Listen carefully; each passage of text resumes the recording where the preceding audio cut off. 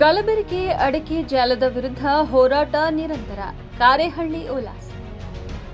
ಕಲಬೆರಕೆ ಅಡಿಕೆ ಹಾಗೂ ಝೀರೋ ಅಡಿಕೆ ಸಾಗಾಟದ ವಿರುದ್ಧ ಹೋರಾಟವನ್ನ ನಿರಂತರವಾಗಿ ಮುಂದುವರಿಸಲಾಗುವುದು ಎಂದು ಚಿತ್ರದುರ್ಗ ಜಿಲ್ಲಾ ಯುವ ಕಾಂಗ್ರೆಸ್ ಅಧ್ಯಕ್ಷ ಕಾರೇಹಳ್ಳಿ ಉಲ್ಲಾಸ್ ಹೇಳಿದರು. ನಗರದಲ್ಲಿ ಮಾಧ್ಯಮಗಳೊಂದಿಗೆ ಮಾತನಾಡಿದ ಅವರು, ಝೀರೋ ಅಡಿಕೆ ಸಾಗಾಟದಿಂದ ಸರ್ಕಾರಕ್ಕೆ ಪ್ರತಿದಿನ ಸುಮಾರು 5 ಕೋಟಿ ರೂಪಾಯಿ ಜಿಎಸ್ಟಿ ಆದಾಯ ನಷ್ಟವಾಗುತ್ತಿದೆ ಎಂದು ಆರೋಪಿಸಿದರು. ಚಿತ್ರದುರ್ಗ, ದಾವಣಗೆರೆ ಹಾಗೂ ಶಿವಮೊಗ್ಗ ಜಿಲ್ಲೆಗಳಿಂದ ಕಲಬೆರಕೆ ಅಡಿಕೆ ಅಕ್ರಮವಾಗಿ ಹೊರ ರಾಜ್ಯಗಳಿಗೆ ಸಾಗಾಟವಾಗುತ್ತಿದೆ. ಅಲ್ಲದೆ ಬರ್ಮಾ ಮತ್ತು ಇಂಡೋನೇಷ್ಯಾದಲ್ಲಿಯೂ ಕಳಪೆ ಅಡಿಕೆ ಅಕ್ರಮವಾಗಿ ರಾಜ್ಯಕ್ಕೆ ಬರುತ್ತಿದ್ದು, ಇದರ ಹಿಂದೆ ದೊಡ್ಡ ಮಟ್ಟದ ಜಾಲ ಕಾರ್ಯನಿರ್ವಹಿಸುತ್ತಿದೆ ಎಂದು ಅವರು ಹೇಳಿದರು.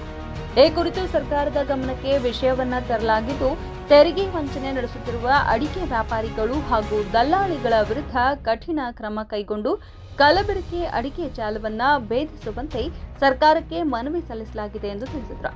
ಇದೇ ವೇಳೆ ಕರ್ನಾಟಕ ರಾಜ್ಯ ರೈತ ಸಂಘದ ರಾಜ್ಯಾಧ್ಯಕ್ಷ ಬಸವರಾಜಪ್ಪ ಅವರಿಗೆ ತಪ್ಪು ಮಾಹಿತಿ ನೀಡಿ ನನ್ನ ವಿರುದ್ಧ ಆರೋಪ ಮಾಡಿಸಲಾಗಿದೆ. ಆದರೆ ಅವರ ವಿರುದ್ಧ ಯಾವುದೇ ಪ್ರಕರಣ ದಾಖಲಿಸುವ ಉದ್ದೇಶ ಇಲ್ಲ. ಬದಲಾಗಿ ಕಲಬೆರಕೆ ಅಡಿಕೆಯಿಂದ ರೈತರಿಗೆ ಆಗುತ್ತಿರುವ ಅನ್ಯಾಯದ ವಿರುದ್ಧ ಅವರನ್ನು ಜೊತೆಯಾಗಿ ಕರೆದುಕೊಂಡು ಹೋರಾಟ ಮುಂದುವರಿಸುತ್ತೇವೆ ಎಂದು ಹೇಳಿದರು.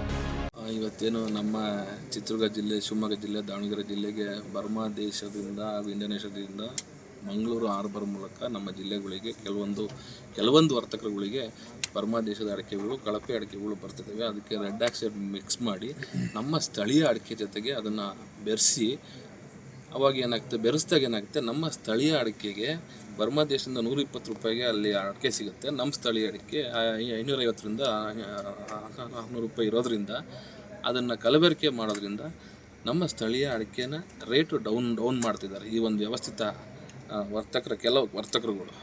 ಅದ್ರ ಮೂಲಕ ನಾವು ಅದ್ರ ವಿರುದ್ಧ ನಮ್ಮ ಹೋರಾಟ ಇತ್ತು. ಅದ್ರ ವಿರುದ್ಧ ತದನಂತರ ಏನು ಈ ಬೆರಕೆ ಮಾಡೋದ್ರ ಜೊತೆಗೆ ಇಲ್ಲಿಂದ ಹಿಡಿದು ಉತ್ತರ ಭಾರತದ ರಾಜ್ಯದ ಸುಪಾರಿ ಕಂಪ್ನಿಗಳಿಗೆ ಅಧಿಕ ಮೊತ್ತಕ್ಕೆ ವರ್ತಕರು ಮಾರ್ತಿದ್ದಾರೆ. ಆ ಮಾರೋದ್ರ ಜೊತೆಗೆ ಏನು ಮಾಡ್ತಾರೆ, ಅವ್ರು ಮಾರಲಿ, ವ್ಯಾಪಾರ ಅವ್ರದ್ದು ಸ್ವಾತಂತ್ರ್ಯ. ಈ ನೆಲದ ಕಾನೂನಿನ ತೆರಿಗೆ ಕಟ್ಟಿ ಅವ್ರು ಹೋಗೋದು ಅವ್ರ ಹಕ್ಕಾಗಿರುತ್ತೆ. ಅದರಲ್ಲೂ ಕೂಡ ಈ ರಾಜ್ಯದ ಕೇಂದ್ರ ಸರ್ಕಾರ ಹಾಗೂ ರಾಜ್ಯ ಸರ್ಕಾರಕ್ಕೆ GST ವಂಚನೆ ಮಾಡ್ತಿದ್ದಾರೆ. ಇಲ್ಲಿಂದ ಹಿಡಿದು ಎಲ್ಲ 9 ರಾಜ್ಯಗಳು ದಾಟಿಸ್ತಾರೆ ಇವರು, ಯಾವುದೇ ತೆರಿಗೆಗಳನ್ನು ಕಟ್ಟದಲ್ಲೇ. ಆದರೂ ಝೀರೋ ಆಗಿ ಯಾವುದೇ GST ಬಿಲ್ ಇರಲ್ಲ, ಯಾವುದೇ ಬಿಲ್ ಇತ್ತು ಅಂದರೆ ಅದು ಮುಂದ್ಗಡೆ ಕಂಪ್ನಿ ಬೋಗಸ್ ಇರುತ್ತೆ. ಈಗ ನಿಮಗೇನು ತೋರಿಸಿದ್ನಲ್ಲ ಯಾವ ರೀತಿ ಬೋಗಸ್ ಇರ್ತದೆ ಅಂತ. ಇದರಲ್ಲಿ ವಿವಿಧ ರೀತಿ ಬೋಗಸ್ಗಳಿದ್ದಾವೆ.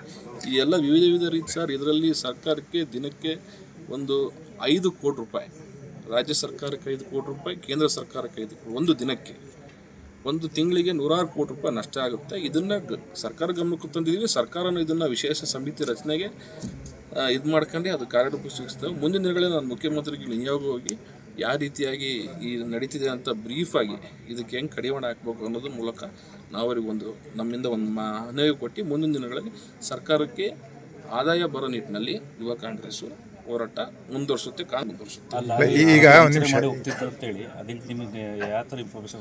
ಈಗ ಸರ್ ಏನಾಗಿದೆ ಅಂದರೆ, ಒಂದು ಲಾರಿ ಅದನ್ನು ಮುಚ್ಕೊಂಡು ಹೋಗಕ್ಕೆ ಬರಲ್ಲ, ಅದು ಮುಚ್ಕೊಂಡೇನು ಲೋನ್ ಮಾಡೋಕ್ಕೆ ಬರಲ್ಲ. ಈಗ ನಮ್ಮ ಯುವ ಕಾಂಗ್ರೆಸ್ ಕಾರ್ಯಕರ್ತರು ಪ್ರತಿ ಹಳ್ಳಿಯಲ್ಲೂ ಇದ್ದಾರೆ. ಹಳ್ಳಿಯಲ್ಲಿ ನಮ್ಮ ಯುವ ಕಾಂಗ್ರೆಸ್ ಕಾರ್ಯಕರ್ತರು ಮಾಹಿತಿ ಕೊಟ್ಟರು. ಆ ಮಾಹಿತಿನ ನಾನು GST ಆಫೀಸರಿಗೆ ಮಾಹಿತಿ ರವಾನೆ ಮಾಡೋಣ ಅಷ್ಟೇ. ನನಗೆ ಲಾರಿ ಹಿಡಿಯೋ ಹಕ್ಕು ನನಗೂ ಇಲ್ಲ, ಯಾರಿಗೂ ಇಲ್ಲ. ಆ GST ಅಧಿಕಾರಿಗಳಿಗೆ ಅಕ್ರಮ ಕಂಡು ಬಂದಾಗ ಅವ್ರು ಹಿಡಿದು ಅವ್ರ ಗಾಡಿನ ಸೀಸ್ ಮಾಡ್ಕೊಳ್ಳೋದು ಬಿಡೋದು ಅವ್ರಿಗೆ ಬಿಟ್ಟಿದ್ದು. ಪ್ಲಸ್ ಈಗ ಚಿತ್ರದುರ್ಗದಿಂದನೂ ಕೂಡ, ಅಂದರೆ ಚಿತ್ರದುರ್ಗ, ಶಿವಮೊಗ್ಗ, ದಾವಣಗೆರೆ ಈ ಕಡೆಯಿಂದನೂ ಕೂಡ ಝೀರೋ ಮಾಲ್ ಹೋಗ್ತಾ ಇದೆ. ಅದನ್ನು ಕೂಡ ತಡೆ ಹಿಡಿಬೇಕಲ್ಲ. ಇವಾಗ ನಾವು ಅದನ್ನು ತಡೆ ಹಿಡಿದ್ರ ನಿಟ್ಟಿನಲ್ಲಿ ಈಗ ಅದಕ್ಕೆ ಈಗ ಒಂದು ಯಾವ ರೀತಿ ತಡೆ ಹಿಡಿಬೇಕಂತ ಮುಖ್ಯಮಂತ್ರಿಗಳಿಗೆ ಒಂದು ನಿಯೋಗ ಹೋಗಿ, ಈ ರೀತಿಯ ವ್ಯವಸ್ಥಿತ ಜಾಲ ನಡೀತಿದೆ, ಇದನ್ನು ಯಾವ ರೀತಿ ತಡೆ ಹಿಡಿಬೇಕಂತ ನಾವು ಮುಖ್ಯಮಂತ್ರಿಗಳಿಗೆ ಒಂದು ನಿಯೋಗ ಹೋಗಿ ಸಂಪೂರ್ಣ ದಾಖಲೆ ಸಮೇತ ಅವ್ರಿಗೆ ವಿವರಣೆ ಮಾಡಿ ಬರ್ತೀವಿ. ಸರ್ ಆರೋಪನೇ ಎಲ್ಲ ಸುಳ್ಳು ಅನ್ನೋಕ್ಕೆಲ್ಲ ನಿಮಗೆ ದಾಖಲೆ ಕೊಡ್ತೀವಿ. ಡ್ರೈವರೇ ಹೇಳ್ತಾನೆ ನನಗೆ ದುಡ್ಡು ಕೇಳಿಲ್ಲ ಅಂತ.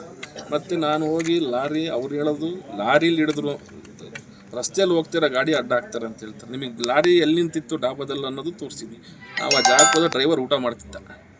GST ಆಫೀಸರು ನಾನು 10 ನಿಮಿಷಕ್ಕೆ ಆದಮೇಲೆ ಡ್ರೈವರ್ ಬಂದಿದ್ದು. ಅಲ್ಲ, ಈಗ ಬಸವರಾಜಪ್ಪರಿಗೆ ಏನು ಹೇಳ್ತೀರಿ ಸರ್? ಗೌರವಾನ್ವಿತ ಬಸವರಾಜಪ್ಪರು ಪಾಪ ಅವರು ಕೇಸ್ ಹಾಕ್ತೀರಾ ಅಥವಾ ಹೆಂಗೆ? ಇಲ್ಲ, ನಾನು ಅವ್ರ ಮೇಲೆ ಯಾವುದೇ ಕಾನೂನು ಹೋರಾಟ ಮಾಡಲ್ಲ. ಯಾಕಂದರೆ ಅವರು ನಂತರನೇ ಒಬ್ಬರು ಹೋರಾಟ